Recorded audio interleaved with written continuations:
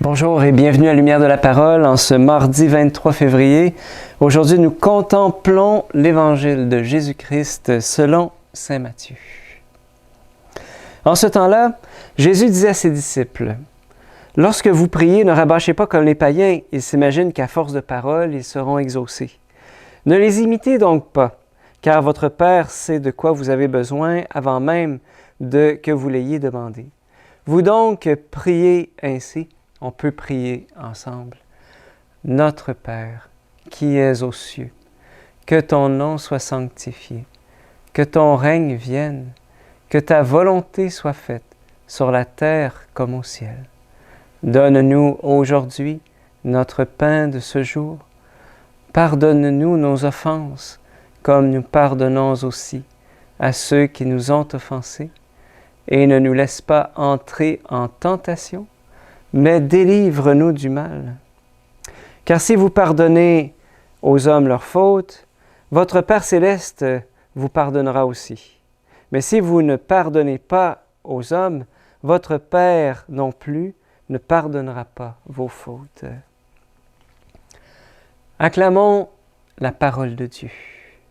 Louange à toi, Seigneur Jésus.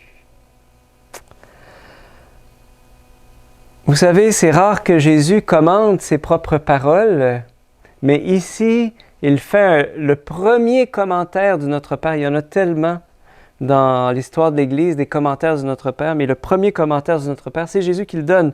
Et c'est un enseignement sur le pardon. Il dit, si vous pardonnez aux autres leurs fautes, votre Père vous pardonnera. Mais si vous ne pardonnez pas, eh bien, votre Père ne vous pardonnera pas vos fautes. C'est clair, c'est radical. Et vous savez, comme prêtre, j'ai entendu beaucoup d'histoires, des offenses que des personnes ont reçues qui ne sont pas faciles à pardonner. Et ma grande question, c'est comment vivre cet évangile-là? Comment vivre cet évangile-là? Comment pardonner alors que parfois le pardon, c'est tellement difficile.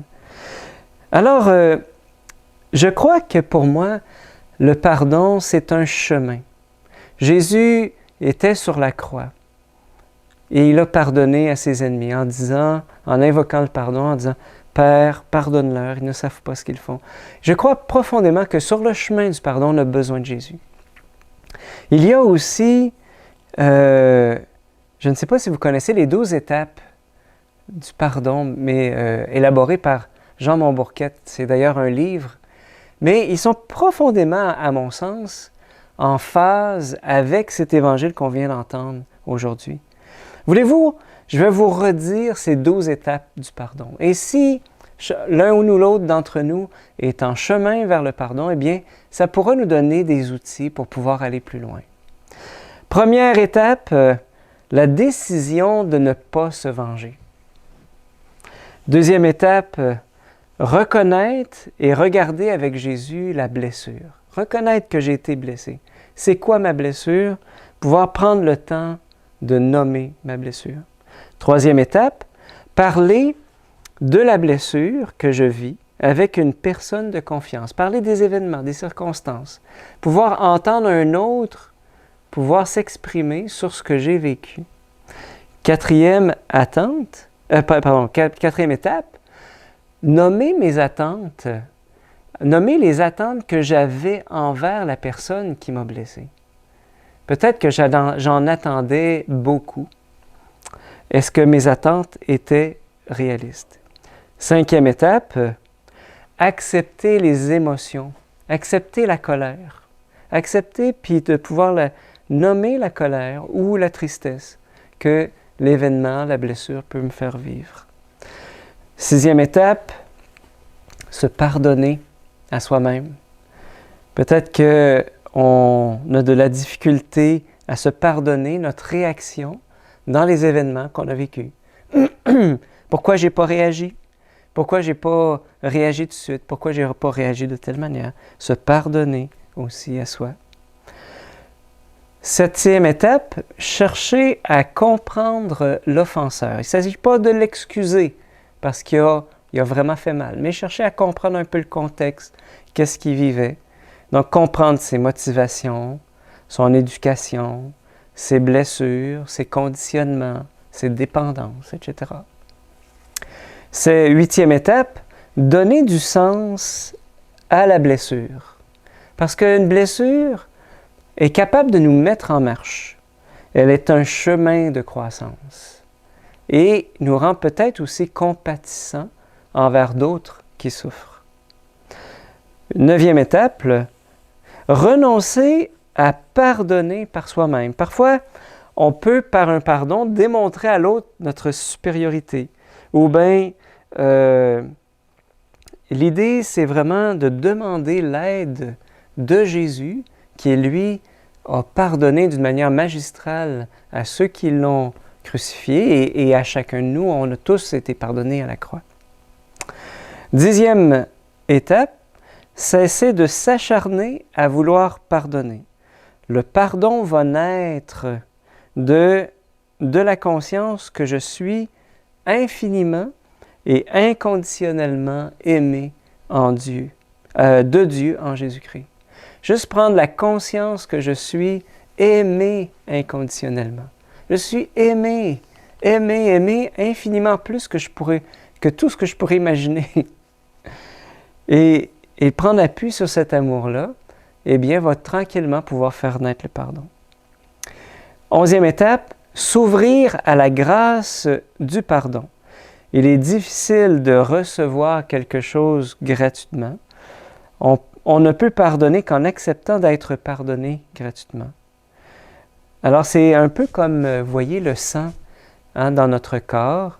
Il est pompé par le cœur, puis le cœur renvoie le sang donc il y a un mouvement pour recevoir, un mouvement pour donner. De la même manière, l'amour est comme ça.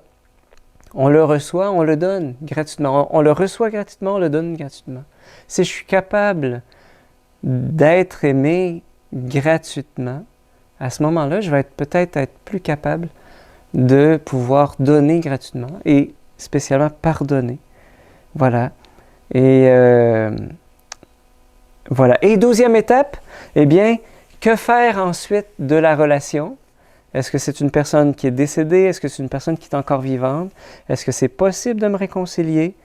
Peut-être si c'est une personne décédée, on peut se rendre à sa tombe, faire une démarche, un pèlerinage pour dire solennellement, avec Jésus, je te pardonne pour ceci, ceci, ceci.